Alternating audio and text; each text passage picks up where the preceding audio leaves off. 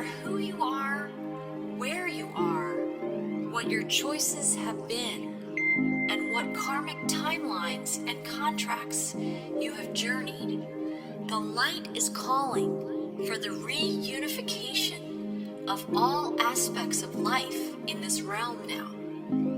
It is calling for the cleansing of all polarities. It is calling for the rising of all sacred heart centers now. All are being summoned home to the greater light now.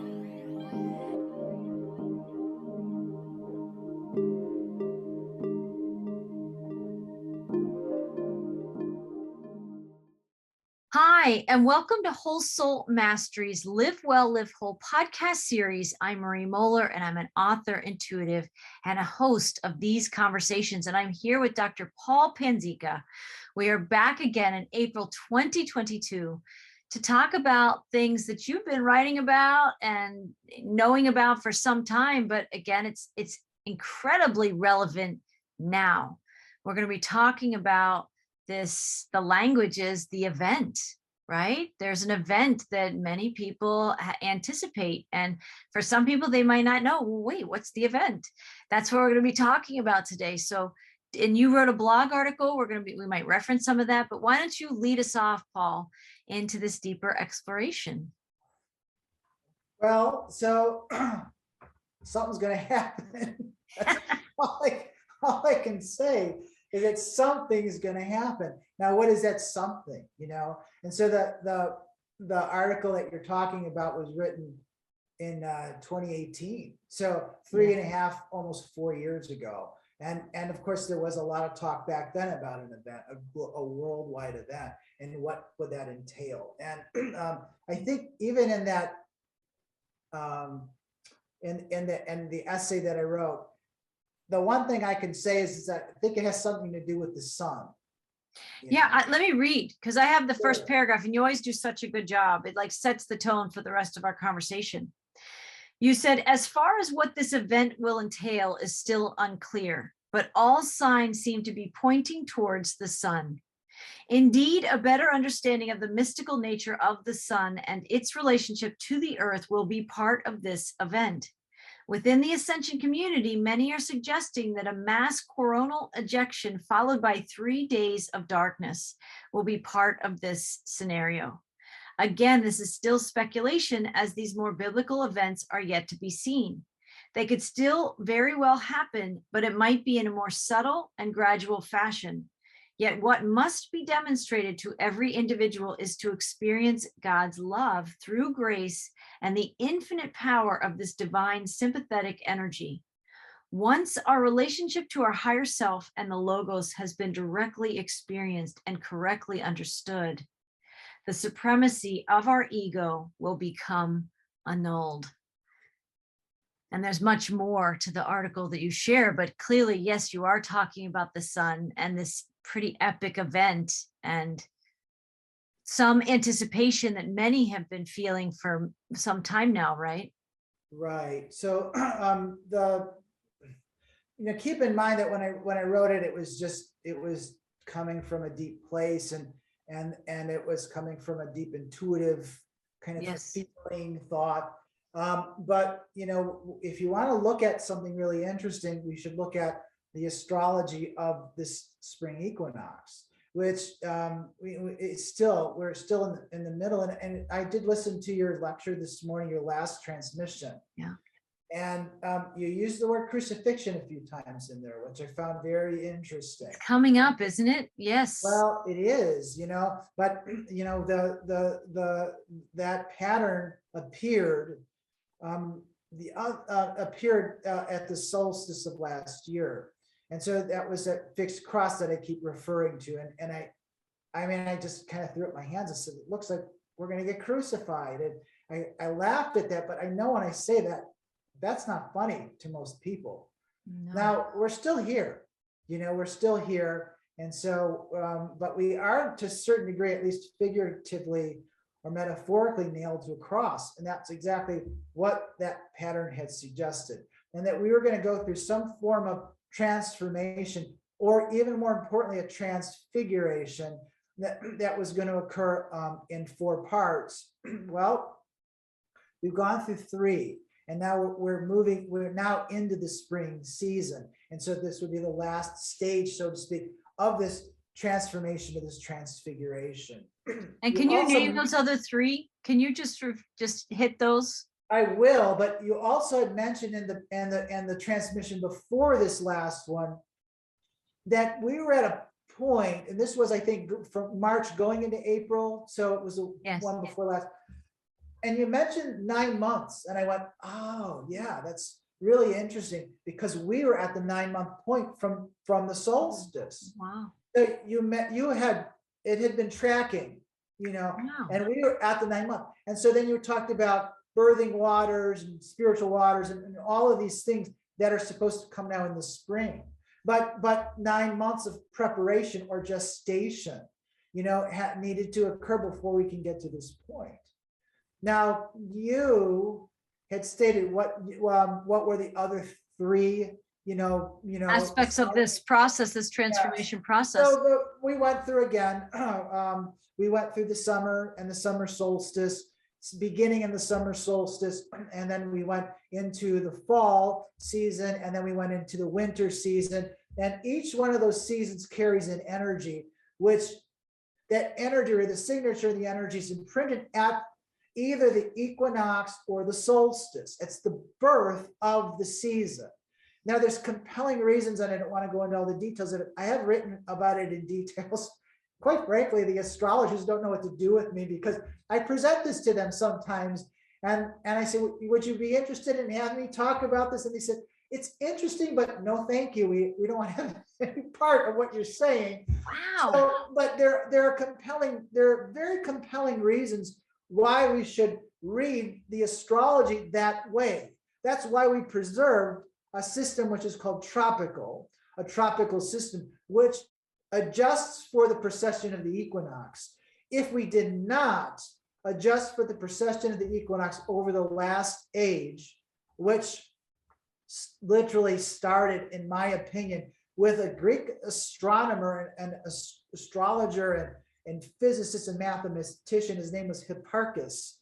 And Hipparchus lived in, I can't remember now, but he lived about 150 years before Jesus. And he was the one that really instituted this system of making adjustments in time or references back to that point where he created it.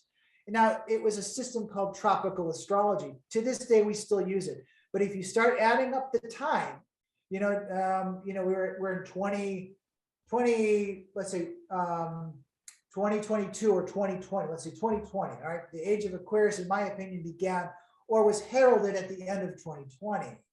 And so we have 2020 years. And Hipparchus, in his heyday, the point where he was at his full capacities in early and midlife, would have been about 140 years before the birth of Jesus. Add up the numbers. 2020 years plus 140 years is 2,160 years approximately. That's the length of an age. And that's the length of the age that we're going through, which is now ending, or is in the transition of ending, which is what your transmissions have been stating over now the last few years. We're in this transitional period. We're not in the new age yet, but we're not in the old age. We're in this transitional period. All right. And so that's what's happening right now. We're in this transitional period. But in order for us to be able to understand what was going on in the heavens, they fixed the reference not only celestially to the sky of what it was an age ago now, to 2,160 years ago. So every time we read the astrology in a tropical system, we're looking at what the sky looked like when it was created. Wow. It's not really what the sky looks like, because what the sky looks like from line of sight is about 21 degrees off. And so it is not, I mean, that's really what happens in the precession of the equinox, is that in this last stage, we're 21 degrees off of from where we were. So anyway, the legitimacy of tropical astrology is that it took a reference in time to the point around Jesus's life, so that we could read the heavens 2,000 years later in reference to his life, in reference to his time. The whole age, by the way, was Jesus's age, or the age of the fish, the age of Pisces, which is why his symbol is a fish, right? The Christian symbol is a symbol of fish. It's the age of Pisces, which is now ending. But if we didn't use that reference, we would be missing things. And if we didn't understand how important it is in a tropical system to mark the changes in the seasons, there's 4 births every year, and so those, right? So does that make sense? Yes. You understand? Okay, so we've gone through the summer season, we went through the fall season, we went through the winter season, and each one of those references or those seasons connect to a subtle body of the human being. Wow. So you have 4 subtle bodies. Well, actually, you have 3 subtle bodies and a physical body. So we've gone through the transformation of the 3 subtle bodies, starting in the summer with what we call the etheric body, represented by the lion. And then we have the transformation of the astral body, which represents let me go back, the sun's energies, that solar energy, that lion energy represents the solar plexus, which is basically represents the etheric body, which represents our immunity, our etheric strength, right? The etheric intelligence. And going through the fall season, it represents the astral body, which is related to the heart. And this was this transformation of the heart, which was occurring during the fall season. And now we've gone through the winter season, which represents the ego body, which represents the mind. That's why we were focusing on all of these thoughts about Prometheus and Athena and all these, right? Because the mind was being transformed. But now that's done. And now we're in the spring season. This is the rebirth of the body. So now we're looking at the physical body and the effects that this transformation will have now in the physical body. The first 9 months were in preparation for this. Now we're at the point where something better happen, because if it doesn't, something's got to give. I'm out of answers. I'm out of ideas, but that's really what the astrology is telling us with a vengeance, is that this is supposed to happen. You talked about the fixed cross that happened a year ago. Yes. What is this one like? Well, it's still part of the fixed cross. It's still we have not finished the year yet. So the year ends, or technically the astrological year begins on the spring equinox. Okay. But this is confusing. It begins on the spring equinox. But the cross did not manifest until the summer solstice, one season past that. Okay. So it because of this cross and how the cross is designed, it had what they call fixed positions in what they call the fixed cross of the astrology. So it involved the sign of Leo, and it also involved the scorpion, which actually is interpreted now as an eagle, and it had Aquarius was involved in this. So you had Leo, you had Scorpio, Aquarius, and now Taurus. Those are the fixed signs. Wow. And so we're still working our way through that year of transfiguration, crucifixion, whatever it is. So now we're coming to the point where we might see some tangible results. We might see some. I mean, I certainly have had experiences that I felt that these energies are working, but now we're to the point now, and even your own transmissions are suggesting that we're in the season of rebirth, and that's really what the spring is, a season of rebirth. And so when will it happen?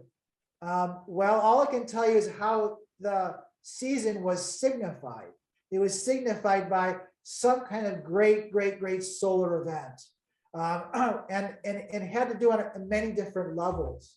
So one of the things that we were seeing from the perspective of astronomy is that the sun is going through some major activity right now. And that they had actually witnessed one of the largest coronal mass ejections since what they call I think it was the Carrington event of 1859. It was this event that happened that wiped out with little electrical grids that we had. It fried everything. But they think that what happened just before February, there was a massive storm. But a geomagnetic storm so powerful that it knocked out 40 SpaceX satellites. They launched 49 of them, and I know of at least 40 of them went crashing back into the ground. I mean, this is powerful stuff. So this is happening. They're not reporting this in the news, but I heard it on a transmission. I said, "Oh, that's peculiar. Why isn't this reported?" Did my research. It's in my essay, the one before last. And it's all there as I analyzed the spring equinox and how this is going to affect us. So basically, there's a giant black hole now that's facing us. And so the energy, if a coronal mass ejection occurs, we are feeling the energies of that already. There have been a number of them already. And the geomagnetic activity of the Earth has been very highly accelerated. So I don't know, is it going to be related to that? I don't know. All I can tell you is from the astrology perspective of what I see. Do you have any questions or anything that you want to know? That's okay. No, I'm just feeling, but when you talk about the coronal mass ejections, I think we tend to feel those solar flares. I don't know if those are the same things, but we feel those so intensely. Like some people talk about they need to nap. They're so exhausted during times like this. Yes, it's possible. Yes. Right. It affects everyone. Go ahead. You have light and particles being showering the Earth or bombarding the Earth. Right. And I'm sensitive to that as well. And I have my own experiences of that. This I feel like there was a big one in the last weekend. Absolutely. Now there was all kinds of crazy activity that's going on. Right. They're not reporting it, but absolutely. Yes. Right. And it's there. I actually felt, and which people who are not awake to this might not have any awareness, but I felt heat. Like I felt kind of like a searing of my eyes. Even my eyes were drying out, as if you were like looking at the sun too much. You know what I mean? Or something. I felt more physiological symptoms of it than I ever have before. And this is also, we've heard about these solar flares. They've been going on obviously for a very, very long time, but there is a peak, like a crescendoing intensity, like a contraction, like this squeeze or this pressure or this pouring in of light codes, which also leads me to think too, a sense I've always had is that there will be like a laser or flash of light. Maybe all I can tell you is what the astrology was on the equinox. And remember, this is very precisely determined. Yes. So the astrology of the equinox is quite interesting because it was really an astounding alignment what I saw. But what mainly was there, and I'm just going to try to draw this from memory, is that at the equinox is the point where the sun crosses. It's called the 0 point of Aries. So it's leaving Pisces and it's crossing into Aries. Okay. Right? What was connected to that energy was Neptune. And right now, and Neptune is right now in conjunction with Jupiter. So at that point, Neptune was conjuncting the sun. All right. And so what does that mean? Well, this solar light, this light of truth. But when Neptune is connected to it, it's exposing, it's going into the deepest, darkest recesses of that which is hidden. And it's going to expose it. Now, what was connected to that was Jupiter. And Jupiter and Neptune are still in a very tight conjunction right now. And Jupiter was in conjunction with Mercury. So you have these four major planetary systems or celestial bodies. The sun, the biggest one. And then you had Neptune, another major one. And then you had Jupiter, another major one. And then you had Mercury, another major one, right? And so these were all connected together. And when you start seeing these big clusters of, a celestial bodies connected, they call that a stellium. It has exponentially more energy than just a conjunction when two planets are together. You start piling them all up together, it has a lot of energy. This energy was in Pisces, but because the sun had just crossed into Aries, it has this very powerful, forceful energy now, because the other energies are in Pisces, and Neptune is like the ruler of Pisces, so it's a really good position for it to be. And then you have then Mercury in conjunction with Jupiter in Pisces. What does it mean? It literally means, and this is the way they interpret it, it means that this revelation is supposed to happen, and that we will receive it like the first time we're listening to the gospel, because that's really what this alignment suggests, that there is going to be this, the truth is going to come out. Mercury in conjunction with Jupiter in that alignment, and there's other alignments which are exposing these dark secrets. That's how we should really respond to this. At least that's for the people that are moving along the ascension pathway. We should get some kind of a revelatory experience, during this time, and we're holding our breath and we're waiting for it. But what's also interesting is that energy is squaring two other planetary systems. Well, they're not planetary systems, they're positions. And so it's squaring Lilith, which is Black Moon Lilith. Black Moon Lilith is a position, not an asteroid. It's squaring Black Moon Lilith, which is, I believe, in Taurus. And it's also squaring the central galactic sun, which is in Sagittarius. So you have a T-square. And I think I'm going to have to break down it. Yes. Someplace. Here it is. All right. So here it is. I don't know if you can see it. Yes. The central sun is here, and that's in Sagittarius. And then you have basically Lilith here. So it's these lines where my fingers are at. Okay. And making a T-square to that right over here, that's the sun's and that stellium. Okay. So it's creating a T-square. All right. And so what do those other bodies represent? And this is what's really interesting, is that Lilith represents the libido energies of the human soul, right? And so it represents the energetic powers of the human soul. And the energies of the central sun represents like the Godhead, could represent the Godhead. It's in a very spiritual alignment because it's in Sagittarius. And Sagittarius is it really represents the logos. It's a fixed position. It represents the logos. That's where it's at.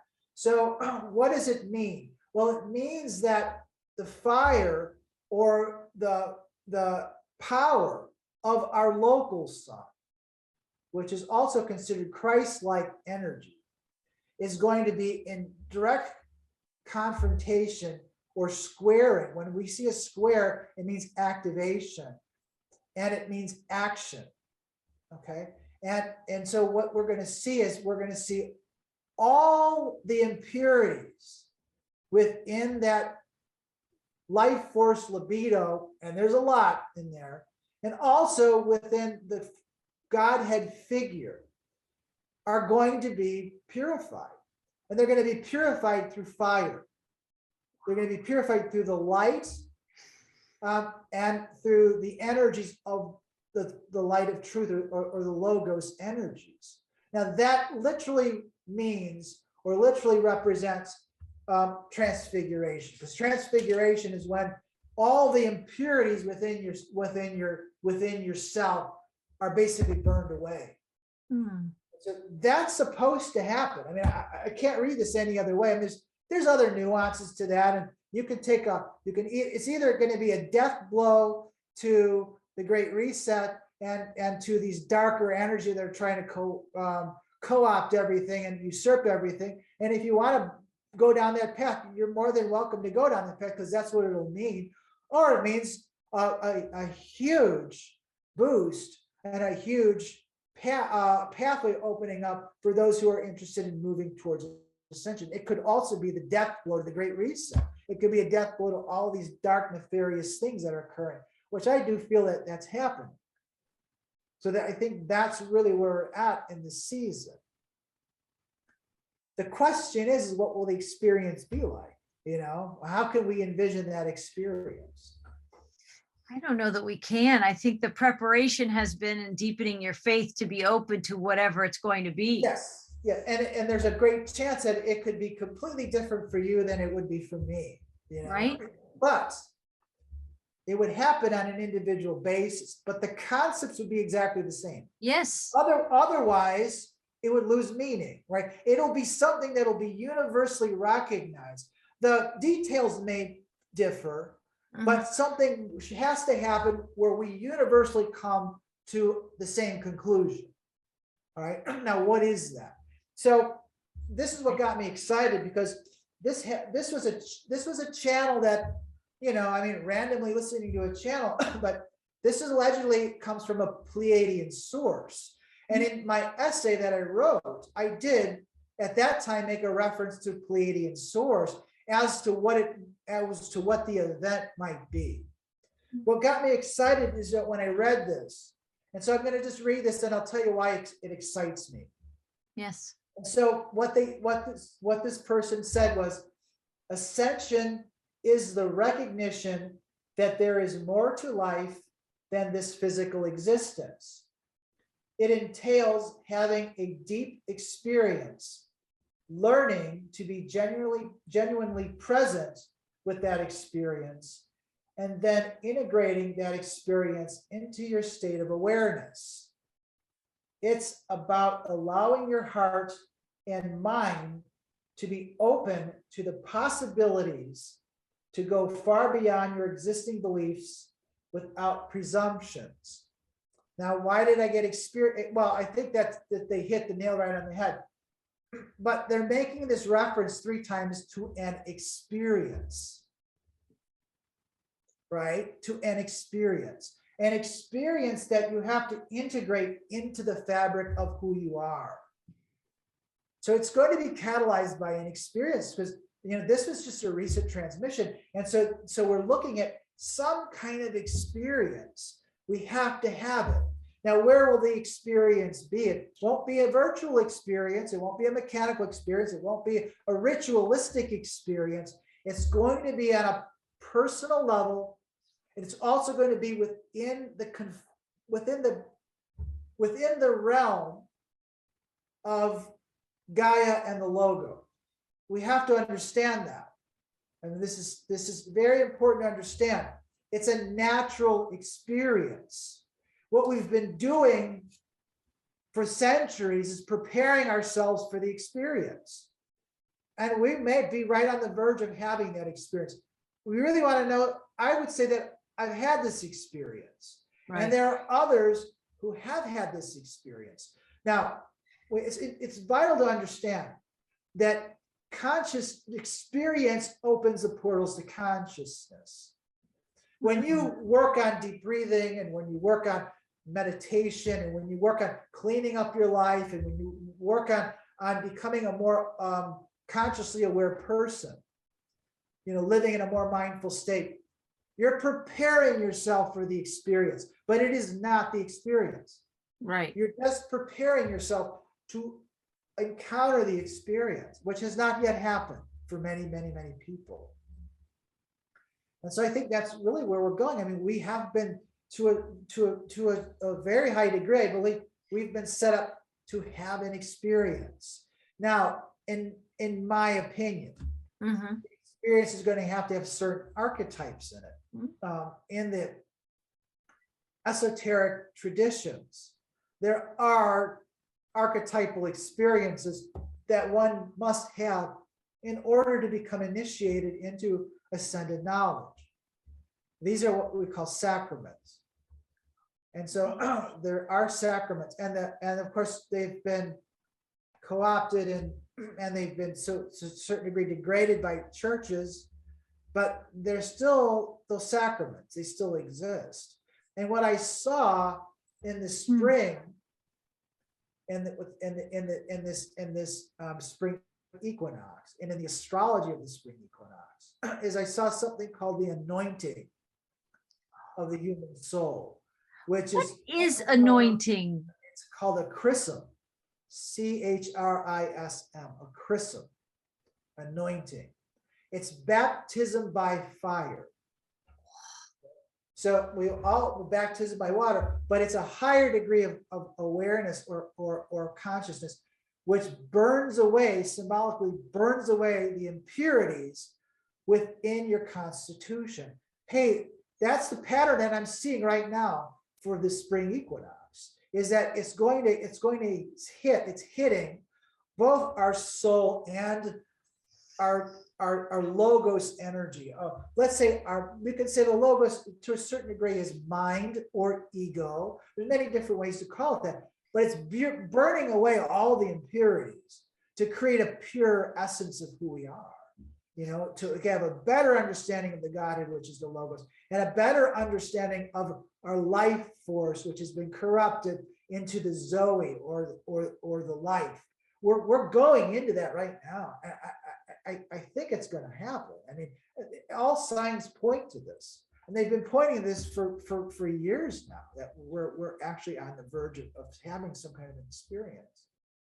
I hope it happens, and it's promising to happen on a global level. Now, will it be dramatic? Will there be a mass coronal ejection and we all go into a state of darkness? And I don't know. I don't know if that's going to happen.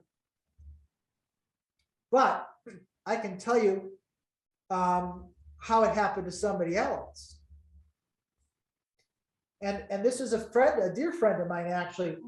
Back in the day when I was doing lectures and classes, actually for our church, and they would allow me to talk about almost anything I wanted to, as long as it was religious. And we had an absolutely dear human being who was our pastor, who embraced every form of Christianity, including heretical.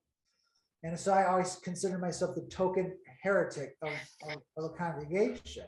And we were every congregation needs one. Absolutely. And we were very close. I love this man. He was just, and he was absolutely a beautiful person. He still is. So I did a lecture series on dreams. And I talked about the different types of dreams and how occasionally we can have an extremely symbolic dream that will transform us or transfigure us into a new person. Wow. And it comes from the highest levels of consciousness, from the spiritual realm. And in the background, everyone was looking at me with like blank eyes and just blank stares. Background, I see my friend, he's looking at me and he's giving me a no, shaking his head. He knows. So we talked a little bit after the class, and I said, his name is David. And I said, would you be willing to write this down for me? He said, absolutely. I said, would you be willing to let me share this at the time I was writing this book, in a book, using that as an example? He said, absolutely. And I didn't get him permission to read this.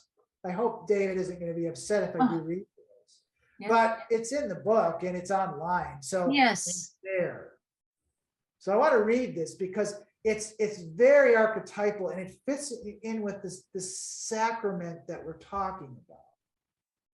Right. So apologies for me having me read this out loud and maybe slowing things down a little bit, but I want to make sure that I read this correctly. Okay.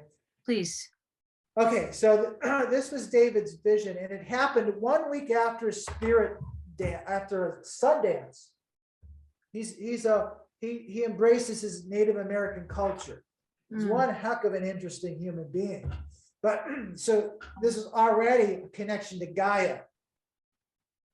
already a connection to the sun. And Wow. what's extremely interesting is the vision came 1 week after he participated in the sun dance. And so that there's something symbolic about that also. We could talk about at some point. So this is the story. This was the vision that he was given. Wow. And he says, I am walking down a narrow canyon along a dry stream bed. It is twilight, or the canyon is so narrow that not much sunlight is reaching the bottom. There are boulders along the path, causing me to walk around them. I round one of the boulders and come to a cave entrance. I go in. The cave is the size of a small room. It is dry and clean, with a small driftwood fire burning in the center. I am alone. I sit down before the fire. A feeling of warmth and relaxation comes over me. I lose myself in the dance of the flames. The Creator's voice comes to me in my head. And the Creator tells me to step into the fire. My response is, but I will burn, and no good will come of this. The fire burns taller and larger, burning more fiercely. The Creator tells me, step into the fire, you can trust me. Now I am afraid, and the fire continues to grow. The Creator says, step into the fire, only your fear will be burned. I stand. The fire is now as tall as I am. I am terrified of being hurt or even burned to death. I step into the fire. The flames caress my body like a deep tissue massage. I can feel the change internally. It feels good. Through the flames, I can see the back of the cave dissolve into a shimmering mirage. Now I know that it is time to leave the fire and walk into the mirage. It is a waterfall coming down the canyon wall. As I stand in the waterfall, my form becomes translucent. I still have a form, but the water is flowing through me and as well all over me. My fears that I took into the fire have turned into ash, and the water is rinsing the ash away. I step forward out of the falls and into a shallow valley. The valley is alive with energy. I can feel it coming up through my feet. There is a hum of energy that raises the hairs on my arms. My senses are alive with this energy, but my senses are doing things that they do not normally do. I can smell the sunlight. I can hear the grass and the trees growing. There are no earthly words to describe these senses. This sensory input is filling the voids left by the burning of my fears. I lay down in the grass with my head reeling from the input. I notice a small turtle climbing out of the stream. It is walking towards me. As it gets closer, it grows larger. I am afraid. The turtle walks over me and the underside is hollow.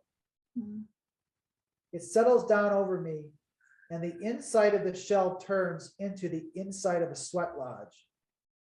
Wow. A true feeling of peace has settled over me, mind, body, and spirit. Creator again speaks to me. Now it is time to pray. This was a chrism.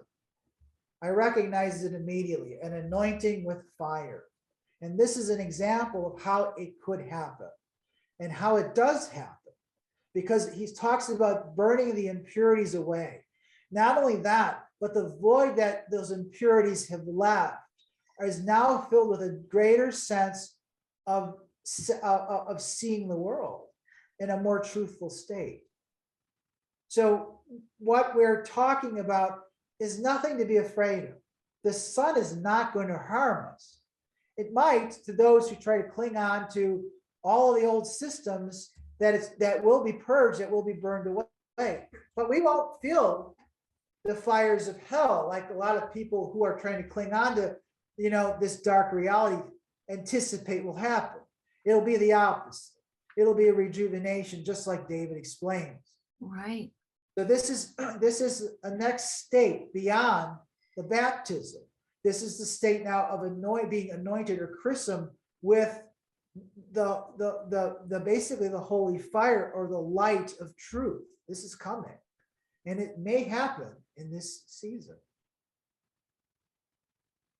There is something, and I know you've said it and I'm saying it too. I've seen it in a lot of different channels. It's coming through so many different conduits, but very similar, vibrational seeds, very similar knowings and elements to it. And this,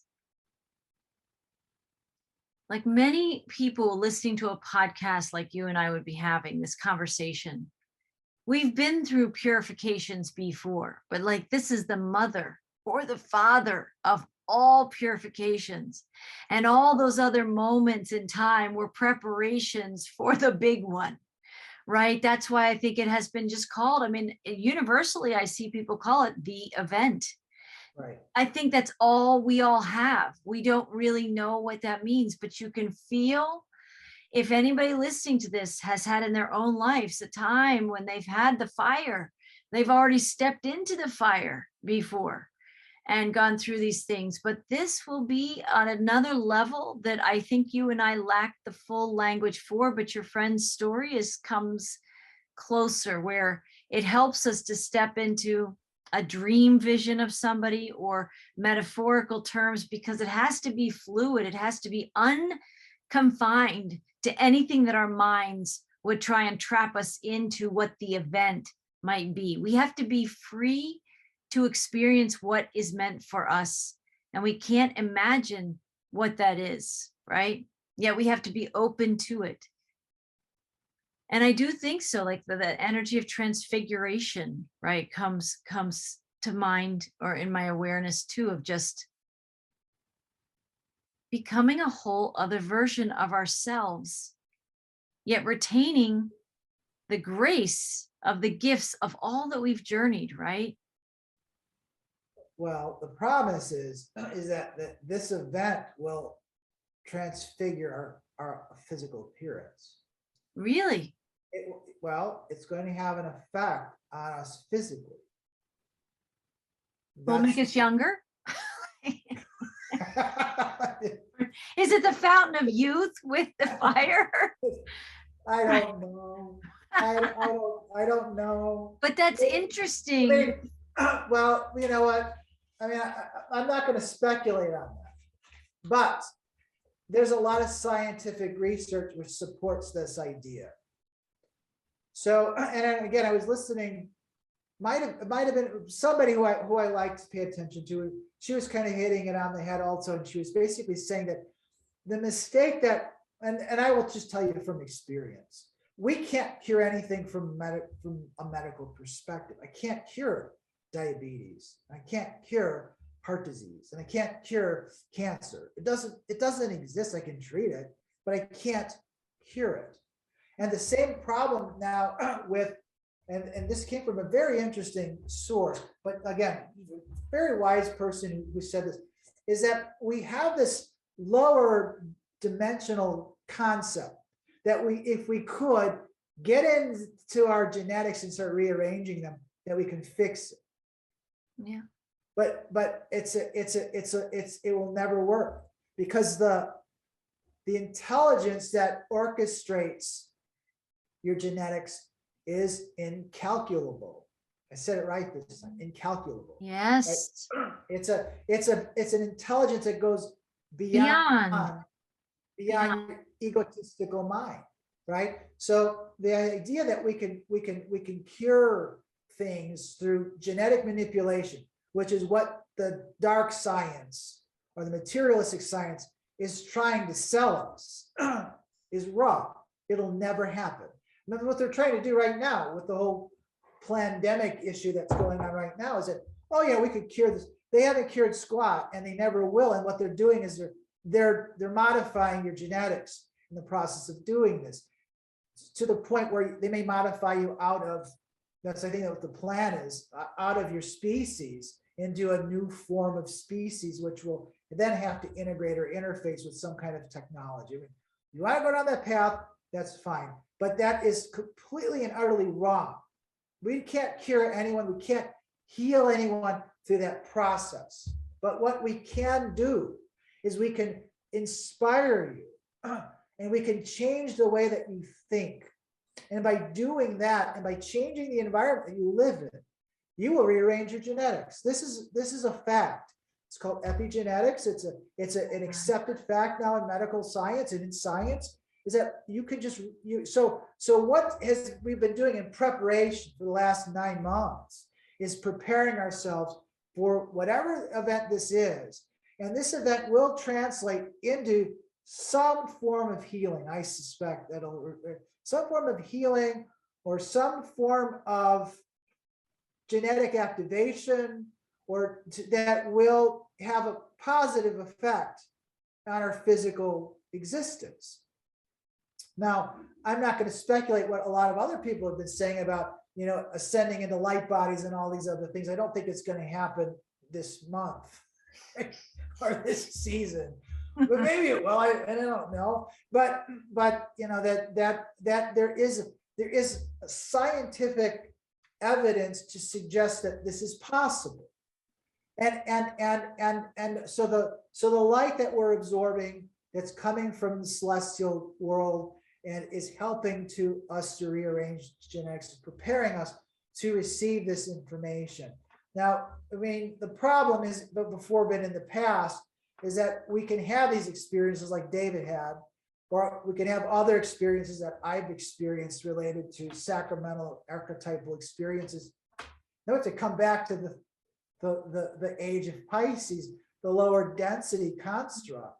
And so if you met David or you met me in real life, you wouldn't say you're just a regular person, you're regular Joe, you're just like us. Right. You know, nothing really seems to have changed, but consciousness has shifted, you know, and I can't believe that it would have nothing but a positive effect on your overall health. But I think that as we're moving into the new age, that there's certain governors or limiters that are now starting to dissipate regarding our health. Yes. And regarding our sense of well-being. You know, the more you start to tamper with that from an egotistical perspective, the more you start destroying your health. I don't care what anyone says. I've been doing this for almost 30 years. Anytime you start egotistically tampering, and even when you think, well, I'm just going to check things to make sure everything's okay so that I don't get sick, you're making yourself sick. It's just not going to work. It doesn't translate into a healthier being, a state of being. So when you start letting go of all of that and allowing your mind to just to live in a 0 point state of being where the ego isn't controlling things anymore, where you start having experiences that demonstrate to you that you are in fact connected to this higher spiritual knowledge, that not only that, but you are it belongs to you, you're part of this, and that you're communing now with the spiritual realm. And David's reference, he was using the term creator, but whatever is familiar to you, maybe higher self. For me, it was a divine feminine being that I actually interfaced with. And all of these things are destined to come, I think. And I think that we're going through this period in time where something is, I think, destined to happen on a global scale that might be catalyzed by a physical. In fact, let me put it this way. It probably has to be catalyzed by a physical event.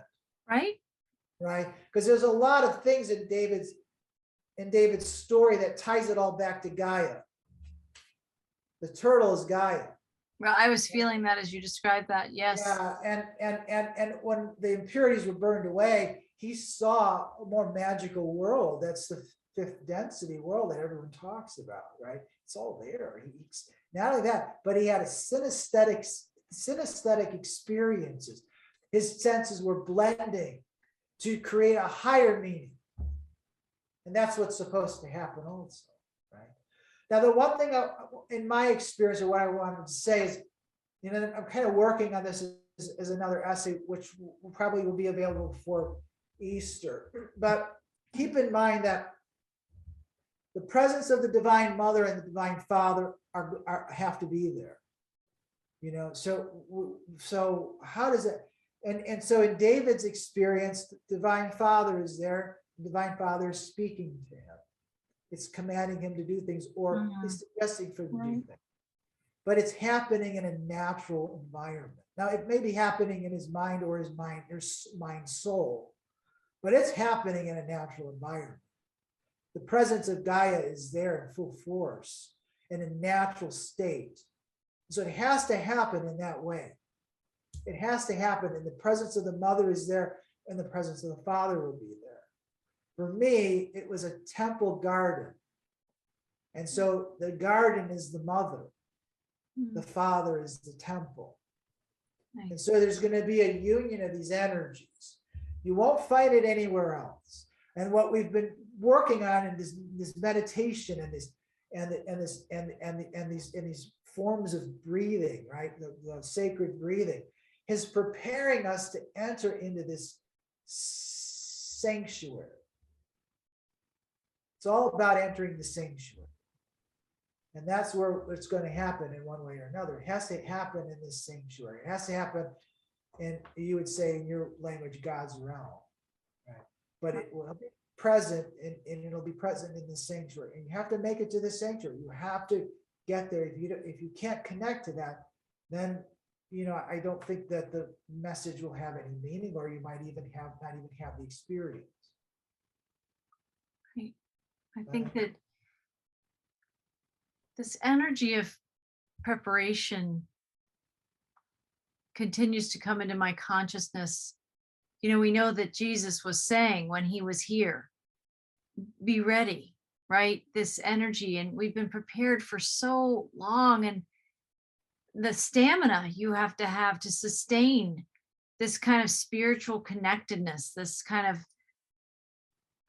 willingness to continue on in the journey when we haven't understood things. And I'm talking past lives, between then and now even.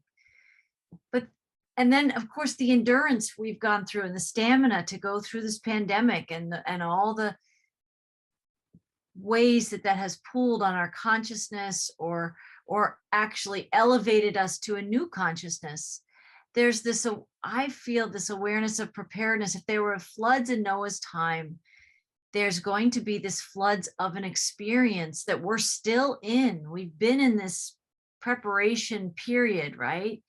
And I feel this energy of like, be ready, be ready, be ready. It kind of comes into the transmissions. I feel like the guides see it.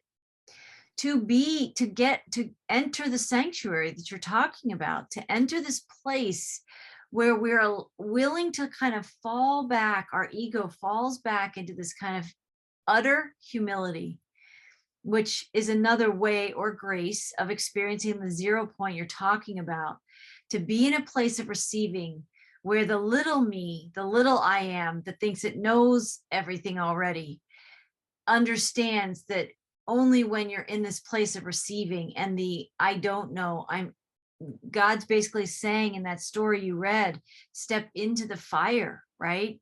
And you won't get burned. Trust me, right? Trust me. There's a purification that I'm facilitating for you, but I'm with you in every step of the way. You have to let go.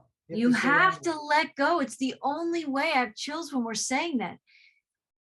And at a certain point, doesn't the baby, the fetus, right, when it's being born, has to let go of the womb, that it has kept it safe and everything that it thought it needed was in there. Why does it let go to the birth? Some impulse inside it knows that, like, there's a new journey for me. It's on the other side of this door, right? And we enter this life and we take another breath, but you have to let go of everything you've known safe in that other inner sanctum to what you're birthing to be this new version of yourself. And I think there is this, like, many of us are prepared and we've been going through this dying process of the old. It's like been this incineration of a lot of attachments, a lot of connections and deeper things that we thought we needed to have over the last couple of years. For a lot of people, regardless of your consciousness, we know our lives have been changed. The things we thought that things had to be a certain way, relationships had to be a certain way, connections, understandings, belief systems, values, a lot of that's changed. Some people go through these experiences more superficially and they're still like, oh, good, I want to get back to normal.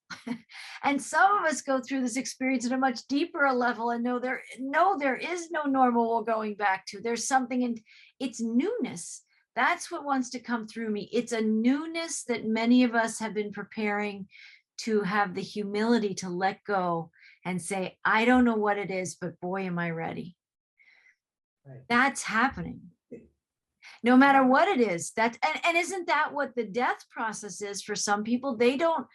A lot of people don't consciously know where they're going, but they let go to that process to become something new, right? Whatever that's going to be, these doorways, these portals into new experiences that we go through, that really we've heard about, that there is no death of anything, right? That this could be people could fear this crucifixion process, that we could also use the language of crucifixion, this transfiguration, this solar event, something.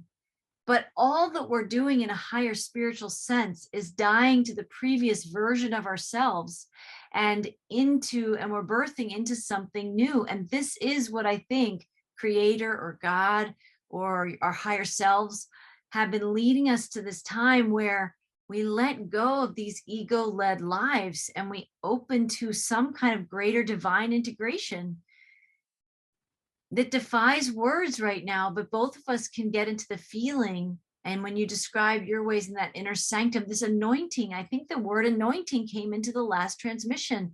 It's talking about God's sacred waters are going to be anointing you, right? Maybe it's an oxymoron, but there could be waters of fire. It's like this flow. It's like this flash, this laser, something very elemental is part of this too, in the purification. And then also somehow having the cooling waters of letting go. It's like the fire is there for the purification, and we have to be willing to step up and let ourselves have this experience, give ourselves permission to have this experience and go into it. It's powerful. Yeah, David's vision is extremely powerful because, he's anointed or he's purified through fire, but then he's washed with water. It's a very Aquarian symbol. Yeah, yes. All the ash is or all the fears are burned into ash, and then he's purified again through sacred water. It's quite astounding, actually. As soon as I heard this, I knew it was a gift. Oh, such a gift. And I think you've said in some of our other podcasts too, if people want to think about this, even who are trying to have a language or understand what this is, because we all are, the symbology, right? The symbol even of fire, if that's where people connect with, we can connect with the elements of what, if we just tune into what fire feels like, right? And my own experiences, I've used the word incineration. I think there's just this burning off. It's like, what do people do? I don't know if people do this. I actually need to do this. It's like clean my oven, where you turn it on for like 3 hours and it burns off everything that's hanging out in there, right? It is like this incineration process. And yet we welcome that with our ovens, if we use that metaphor, because we're happy that it's clean. And all we had to do was use the tremendous amount of heat. It was dirty before, and now it's like stellar and pristine. That's us. We're going into some big God kind of oven to be kind of God baked in a way. and cleansed in a new way that's hard to conceive. Our minds can't conceive of what this is. And it's, in fact, that's the big part of us, the ego you even talk about in your article. I just like you. Many people aren't unprepared to let go of fear. We're talking about fear, the limitations that the ego wants to keep us. And it says most are not yet prepared to let go and confront fear. And the reason for this impairment is ego, which is still blocking the process. Well, how brilliant if an event, source is another word, creator, right, already knew this, that the ego was going to be so well defined at this point when it was time to go home and return to this higher version of ourselves. We were going to have this, this soldier in the ego that's going to say, ready to fight and say, over my dead body. And I think that's part of what this incineration process is. It kind of may have to come to that it's the death of the ego that has to now cleanse and release and become those ashes for the waters of the Aquarian age to come and wash all that away. And there's something seamless that happens at a spiritual level when we think about the arduous nature, because we all have wounds that we can all call up right now, whether it's a loss of relationship or a job or something that we loved, and we feel the physical emotions of that. When we actually let go, we move beyond the ego's replay of those memories, something beautiful happens in a transformational moment where you couldn't conceive that a minute before of being free of that pain. And then a minute or two later, whatever that is, whatever that divine intervention, that alchemical process is, you are somehow made new and you're on the other side of the thing that you felt was impossible to heal. Isn't that what you've been talking about? Is that Chiron is the unhealable wound, right? Maybe our ego also represents in some ways the unhealable wound, and a kind of symbolic kind of way of like, it's the wounded aspects of us that keep holding on. I think this event, whatever this is going to be, is this divine moment where God says, let me just take that from you. Let me just lay it down if we would. But it's almost like, I still don't think if what David brought through was put this bundle into the fire, I don't think we could do that as well, because we're like, no, I need to protect the bundle. But when in that story you just read was, you step into the fire. Somehow, I think that's easier because our feet and the rest of us will go when our ego's saying no, right? The rest of us knows we must enter that fire, that purification process. Whereas if we had to like put the bundle of the ego into the fire, I feel like it's harder to let go of that.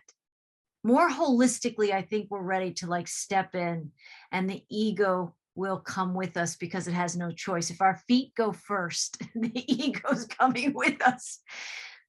And I think there's some soul remembrance of we're so ready. The pain of this world, I think, has gotten to enough of a fever pitch for enough of us to pave this pathway into this new portal.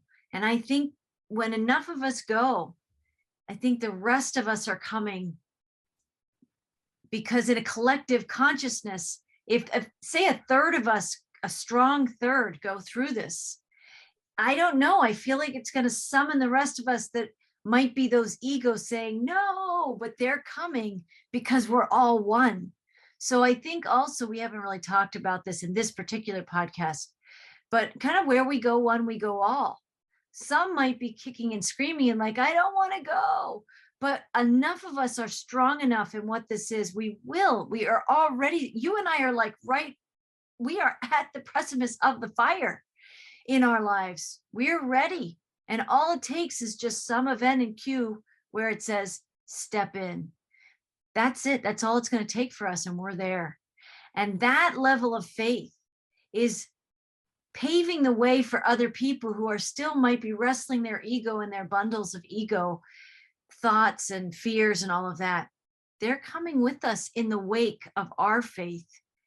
I think we will open a portal that sort of draws or vacuums in the reluctant ones from this realm. And we may just also be the way showers who are willing to step into the fire that in some way benefits the others who were reticent or resistant.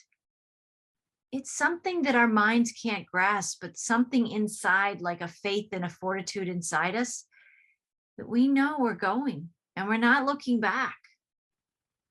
Right? Yeah, I wrote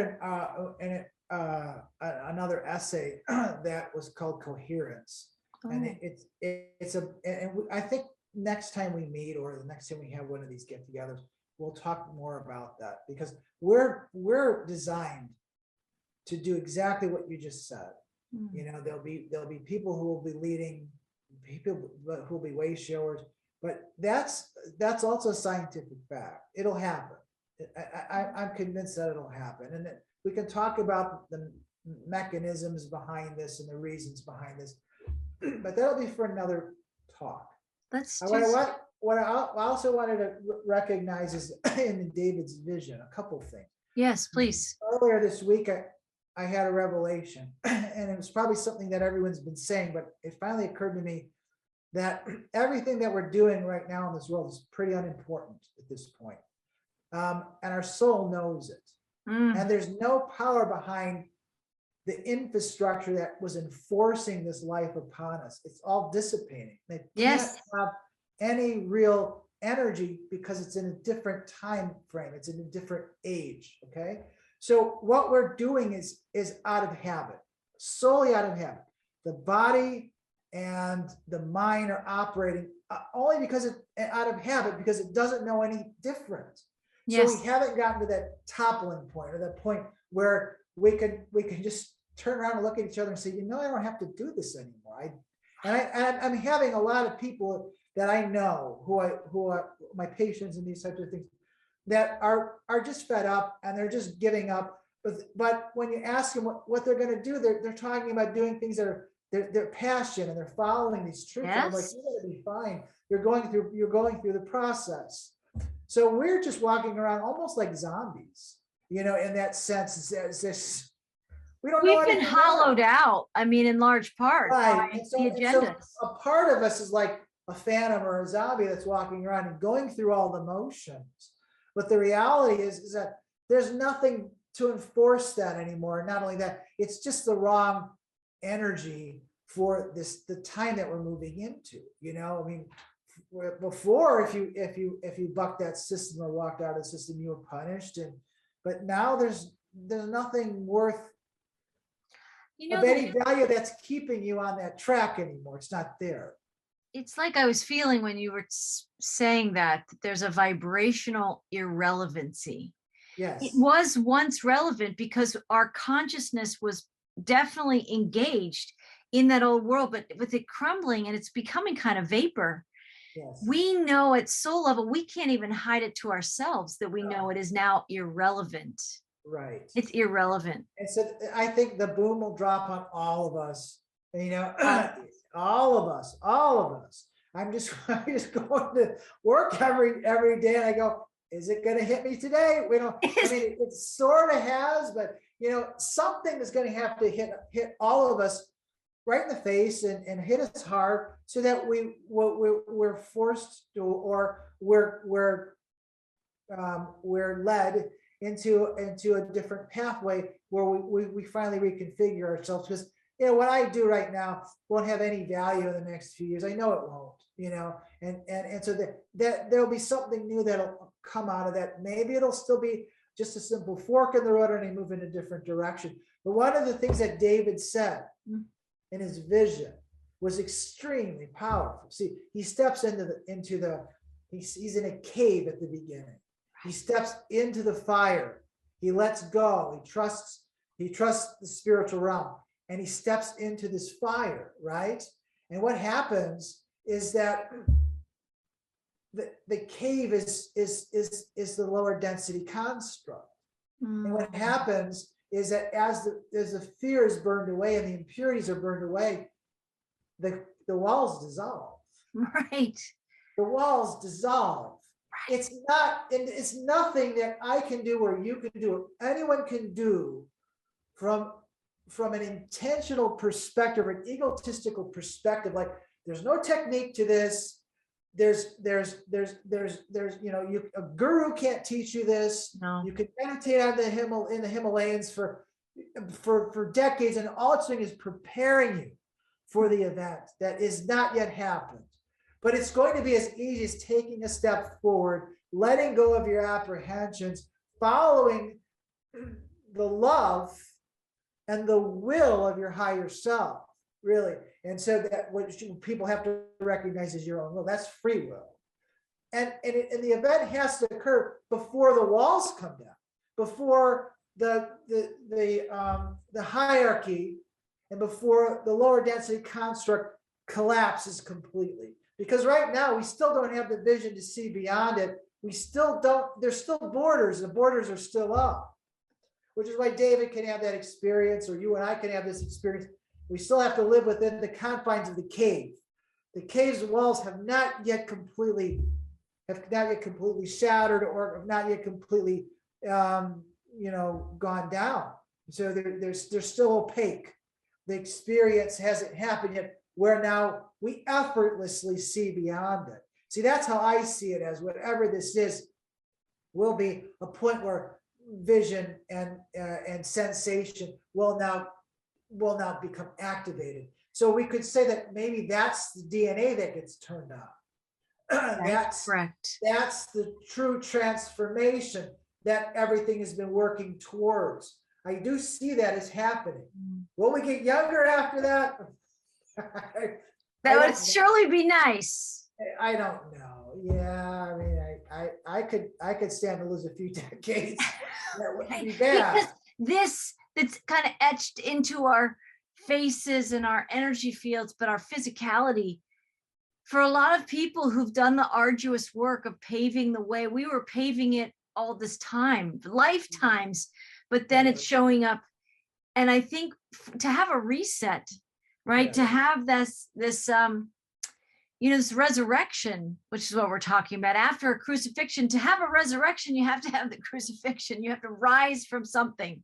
Right. And I think that could literally, in an instant, this miraculous experience we're talking about, and yes, upgrades to our DNA and physiologically, but on every level of our being, yes, I think it could instantly.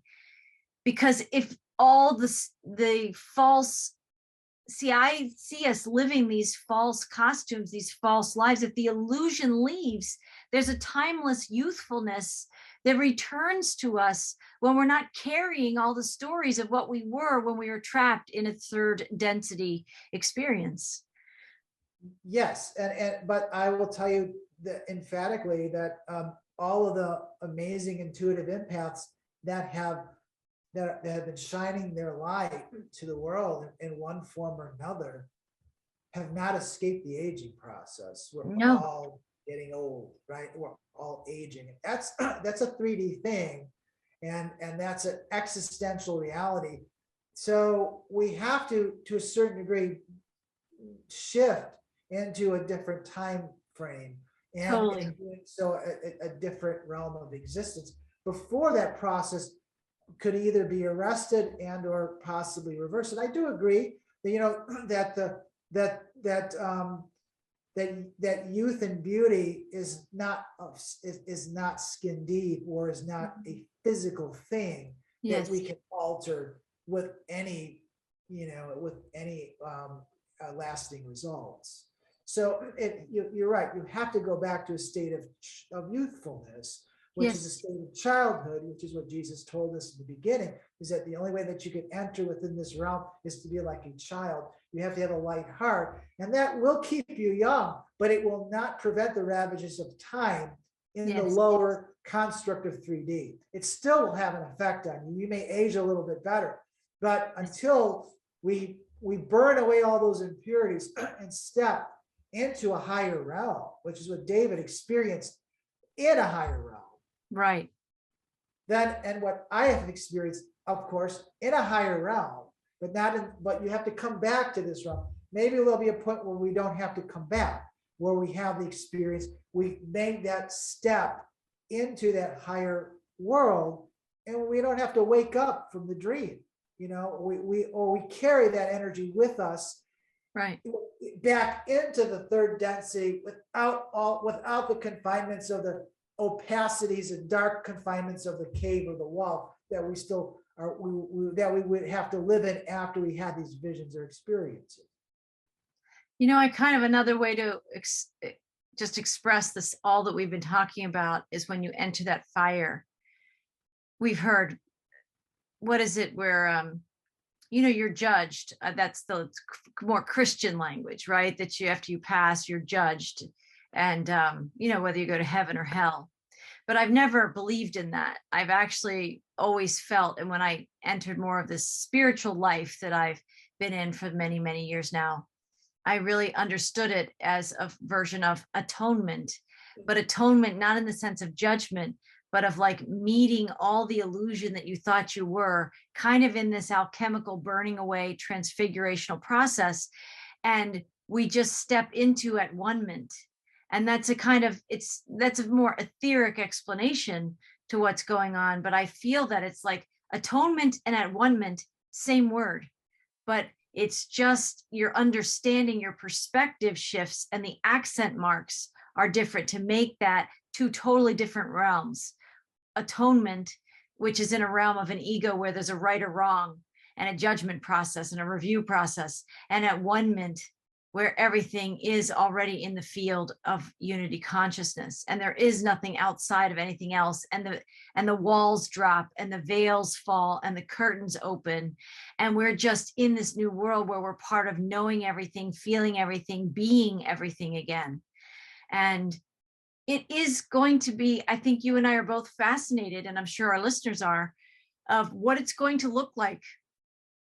But the feelings of just some of what we're talking about will be present, like that summoning to just surrender it and let go.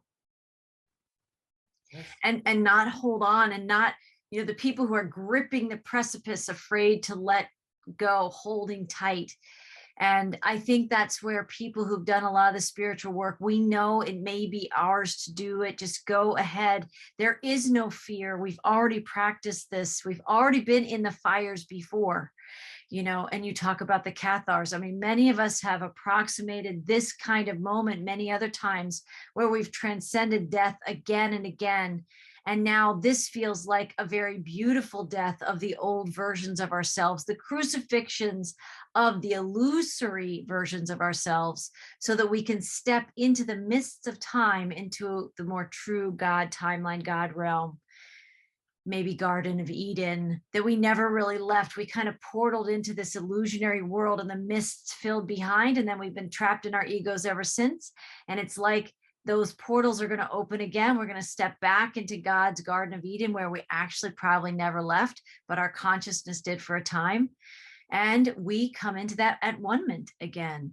And I think you have to be willing to consciously step into the fires, knowing that there's this extraordinary experience that's already becoming you again. And it takes faith, but I think the more of us that are stepping up and doing this without fear ourselves, the more we create a portal where others can more easily step through too. And it's not something that we're afraid of. It's something that's actually really beautiful. We have so many metaphors for it, but it is. We're ready. I mean, the only thing that's frightening is that to some it's unknown, but the lower density construct, from a lower density construct or consciousness, it seems fearful. Even people would be afraid of that. And we've been conditioned to fear it because of these really bad scientifically sponsored ideas, or our science fiction, that the world could just decide to, or the sun could just blow itself up and wipe out all life on Earth. But people don't realize is that everything's alive. The planetary systems are alive, and they communicate to each other. And this energy is not only is this energy governed through, we would say higher spiritual forces, because there are feedback loops that exist between the planets. The planets are saying, hey, you're a little too hot. bring it down a little bit, or you're a little too cold, bring it up a little. But I mean, we are also part of that consciousness. Yes. There's always this concept that I had that when human consciousness is chaotic, because it's collectively connected, then you start seeing all these problems on your planet, like earthquakes and fires and all these other things. And so that might be driven by usurping energies or beings that are trying to promote their dark agendas. But once you eliminate that, you know, then all of the energies of Gaia will calm, and everything will be in balance, because it's keying off of human consciousness. But so beautiful. Not only that, but there's also spiritual beings that are out there that are helping to, you know, birth this process, and that has been emphatically stated for decades that they're there. And so we won't burn up. This is not going to happen that way. This is something to really be looking forward to, and this is something that is an absolute blessing. And as they say in many different sources, you know, we waited many lifetimes to be here at this moment, to live through these times. We have waited for eons of time, and knowing that this time would come again. I can always speak from the Lemurian perspective, because that's like the deepest memory I have. They actually had, like, they gathered in communities and grieved because they knew this devolvement, this dissension cycle that was upon us. And there was, like you said, there's nothing that they were going to do to stop that.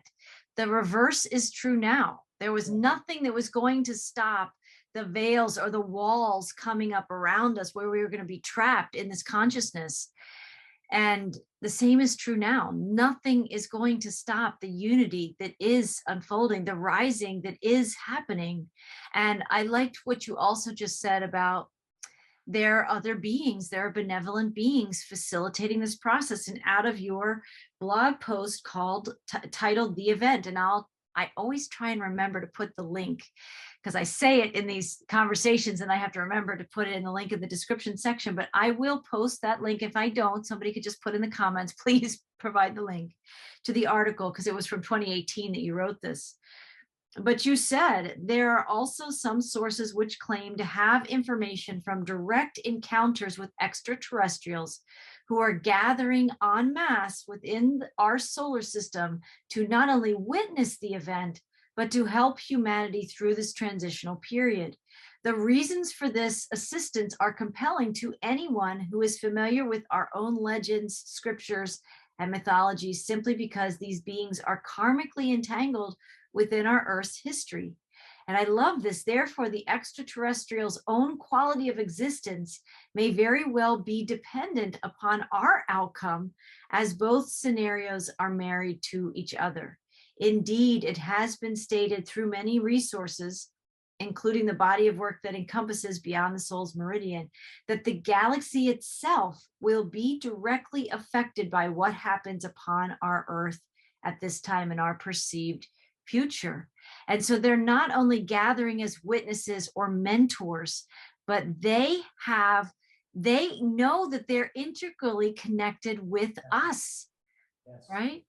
Right. Right. And that's you have to come to accept that fact. And then when you come to accept that fact, you have to come to realize that you're not these powerless beings. And you also have to understand that you shouldn't be looking so highly up towards them, because our souls are integrated with theirs. Many of us have come from those planets or worlds that they're from, right, and that we're actually, from everything that I can understand it, to me this makes the most sense, that they're actually in awe of what we're doing right now, because we're the people on the ground that are having a firsthand experience here. We're going to experience the fire while they empower us to step in. Yes, you know, but many of us have already known what true liberation was, living in an ascended world. Almost every day of my life, I woke up and I always say, I want to go home. But I say, why do I say that? I'm already home, but it never felt like home, right? So many people know this. And home is where the true liberation of the soul exists. It could be anywhere within the universe, but this is a very powerful thing that we're going through. And one of the things that Rudolf Steiner said, which when I first heard it, I was so skeptical. And I mean, I went into a lot of this esoteric information and knowledge with the mind of a skeptic for sure. But he said, this is all linked to the Christ event, or what he called the Christ impulse. And then think about it, we're bringing in Christ consciousness into the earth. That's really what the mission was. And he used to say that this Christ event, and he said, mark my words, he says, do not, interpret this any other way. He says, this is as clear and emphatic as I can state this, that this was the most important event that has ever happened within the universe, is what he said. This Now, event, the Christ event. the Christ event. And remember, it started 2,000 years ago and is coming to its focal point or culmination now. So he said the mystery of Golgotha is what he was referring to specifically, and how that would manifest within 2,000 years. And now we're at the point of its fruition. Now, at the time, Steiner understood the universe to be the galaxy, and they didn't realize that there was 10 to the 11th power galaxies that existed out there. But it doesn't matter. It's still, there's other galaxies entangled into all of this. I mean, it is an extremely powerful event that's occurring, and for many reasons, this Earth is extremely unique. It's unique in its consciousness. It's unique in the grand experiment that's been occurring here for ages. And that's what makes it unique. And it's unique because all of these, other worlds and other galaxies are all entangled into the outcome, because they've been Dragged lower too. Yes.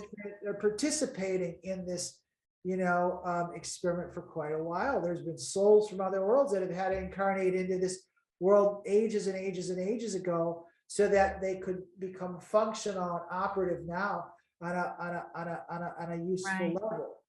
And people listening to a podcast like this very likely might be one of those souls.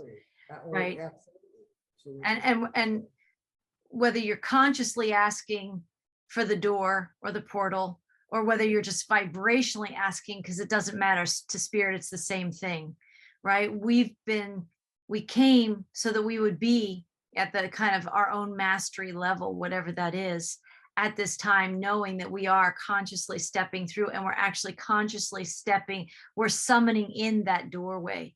We're summoning it in. And I loved how what we just said, though, all these other beings and the other galaxies and the other parts of this universe, like this expansive field of oneness that we are, if we think we came to create the portal at this time, we came all these other lifetimes to be here now, poised and ready and summoning it in and allowing it in.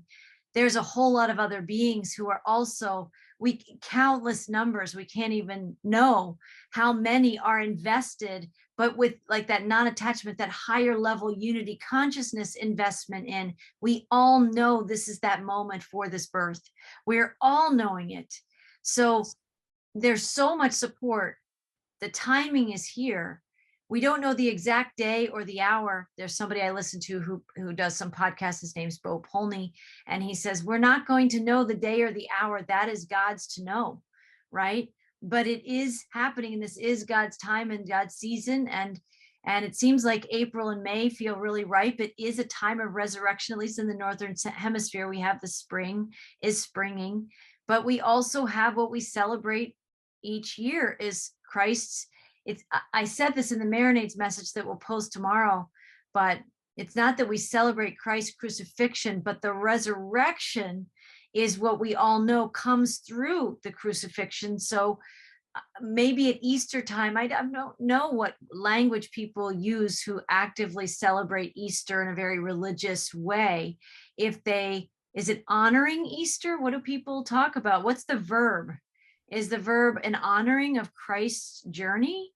When we celebrate Easter, we're celebrating the resurrection, right? Resurrection, right. We're celebrating the resurrection, but we know to be celebrating that, there had to have been the crucifixion. And he came to show us what we were going to be doing. He was teaching us then when we couldn't understand. It wasn't just him dying on the cross for our sins. He was also a way shower for us, saying, you too will do these things. And now it's us. That Christ consciousness is coming inside us, that resurrection energy, because we're the living Christ that are going to step into the fire of our own crucifixion and come out the other side risen in this new form. And it's so powerful that it's happening right at this time. It does feel very close. The event is very near. We all want to ask the questions. You can turn on a bazillion channels who will all say, yes, it's close, but nobody's been given the day or the hour, not that I know of, right? Right. So that's not how have, God works. What's that? That's not how God works. That's not how source works, right? No, but the season is carrying the energy, and the resurrection occurs on Easter Sunday. You know, I mean, and then we have 50 days between the point of the resurrection and the ascension, right? Or Pentecost. So there's going to be a lot of stuff going on during that the season, you know, and I don't know if it'll happen then, or, you know, like I said, it could be a world event, or I always envisioned it as we all go to sleep, solar event may happen, and we all wake up experiencing a very curious dream, like what David experienced, or what other ones that I've experienced, and that it burns away the barriers for us to openly admit it, that we've had this. Most people haven't had these visions yet. So maybe something that we start recognizing had a universal theme to it, and allowed us to maybe contribute to some kind of a collective discussion about it. You know, it's when you have these types of experiences, there's this term called born again. Right. You know, I mean, I think that's been exploited to a great degree. You know, people could say I'm born again because they got baptized the second time. But the real meaning of that is being reborn again. And so after the experience, it's so emotionally transformative that a person will cry like a baby for days, right, months. You know, I still can think of my experience, and it brings tears to my eyes.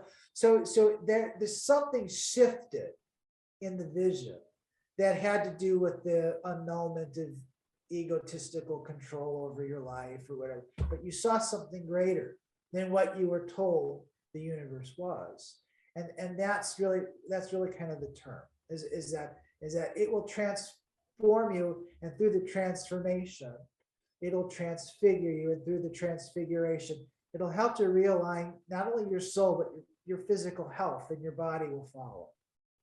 I think that's what we're dealing. I think so. I'm so glad we had the conversation in the timing we have. Like, it just felt right on time. You know, both of us are always so open to what wants to come through, and you tuned in and felt this energy of bringing this into the conversation. Isn't it interesting how timeless these messages are? They're precision timed, but there's also a timelessness to them that you are feeling the call to write about this in 2018. And now it's if things have been vibrationally irrelevant in the 3D density that's falling away, and we can feel that all more and more, there are things that are becoming increasingly vibrationally relevant to us.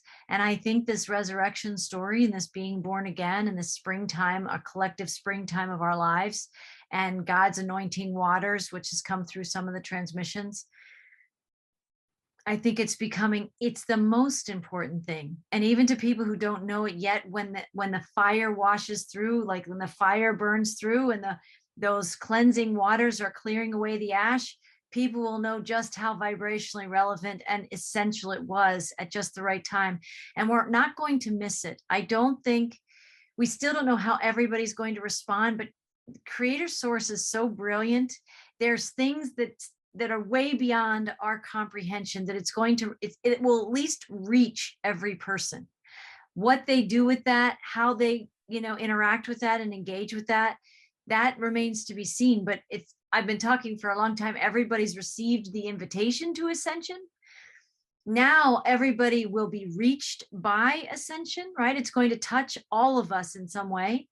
And then we will have to see, is there an out for some people to say, you guys go ahead. I'm just going to stay right here.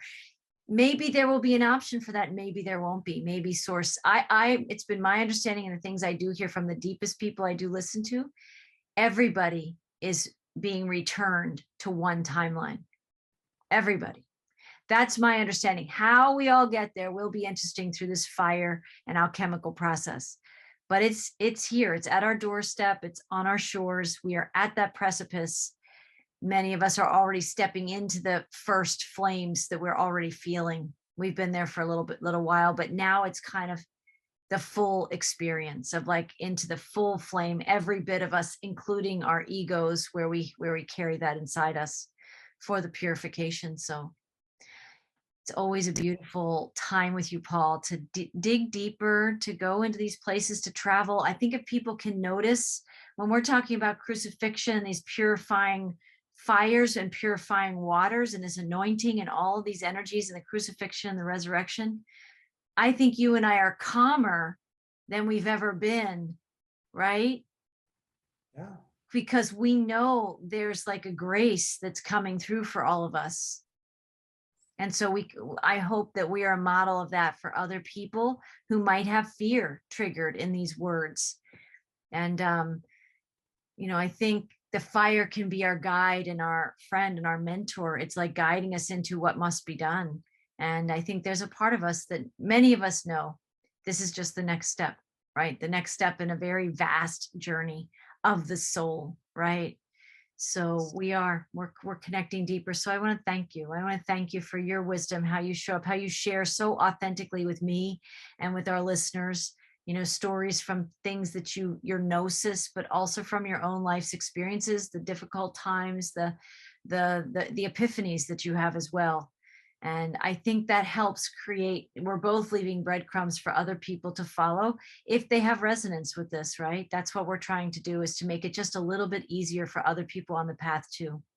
That's what we do in the field of oneness. So I want to thank you. Thank you for joining me, Paul. Yeah. I will leave the link for this article called The Event in the description section of the video, as I said, but Paul's website is Beyond the Soul's Meridian, right? .org. And you can find my work at frequencywriter.com and also at Whole Soul Mastery on your favorite social media platforms. And I thank you for joining us today, and we'll see you soon. And really, I think kind of blessings to you in this springtime of your life, in this resurrection time and in this ascension time. We're all in it, and we know that the event is very close, and it's actually, there's a remembrance of it inside. We already know this. We're just remembering it again. We already know that we've transcended this. We're just living it out again. So we'll see you next time, everyone. Blessings.